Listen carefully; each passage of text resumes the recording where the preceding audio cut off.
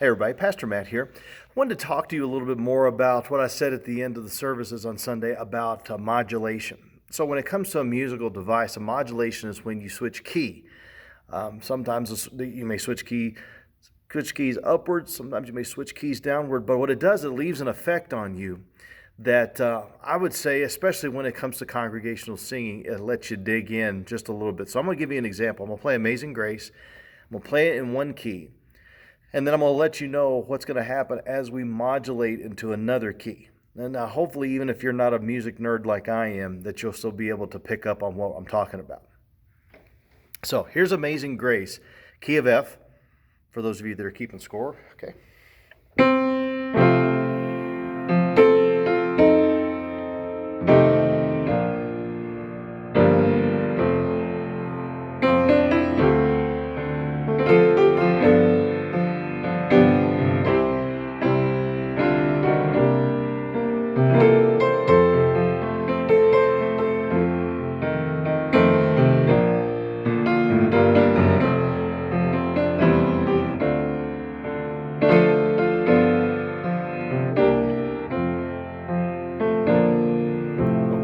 So that's in the key of F. Sometimes in your hymnals it may be E flat.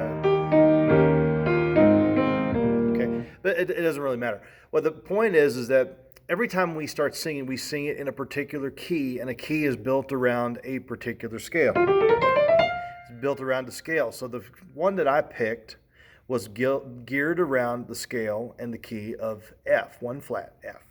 Now, if we want to move it to another, then sometimes what we would do is there would be a chord that would use it as a type of a pivot to take us to the next one, and it gears us up and it makes us ready to go to the next key. So I'm going to play Amazing Grace. I'm going to play the last line of Amazing Grace, and I'm going to go from F, hit a pivot chord, and then go to the key of G. Now, if you're keeping track, it's hitting the dominant of the next key that we're getting ready to get into, the 5, the dominant of the next key that we're getting ready to get into. So here we go.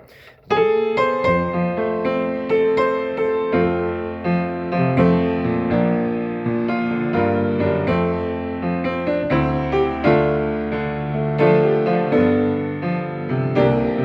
we go.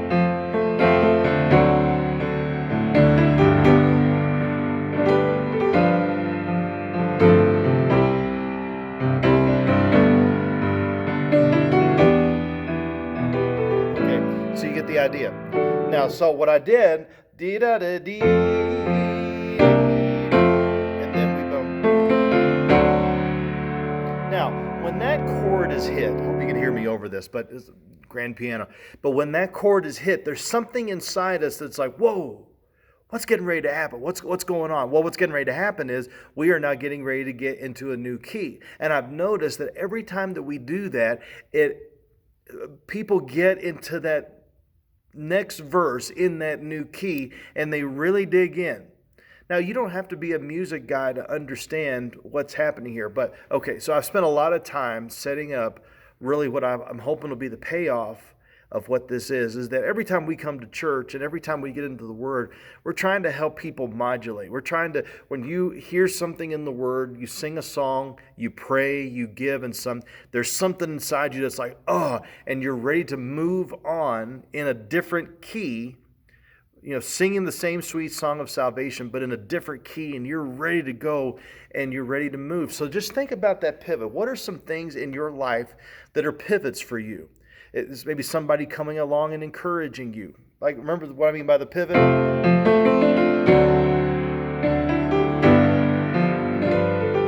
So what is the pivot for you? Is it encouragement? Is it something that you may have read into the Word that brought you into a deeper understanding of the things of God? Is it coming to church? Is it sharing the gospel with someone? Is it discipling someone? God has given us all sorts of pivots and all sorts of those pivot chords to be able to help us modulate into that next great key of our walk with Jesus. So that's what we're talking about here, and I was glad I was able to come, and I'm thankful for the technology that I can just prop my phone up at the end of the keyboard and be able to help. All right? I knew my dad was right that those music lessons would still come in handy. Hey, thanks everybody. God bless.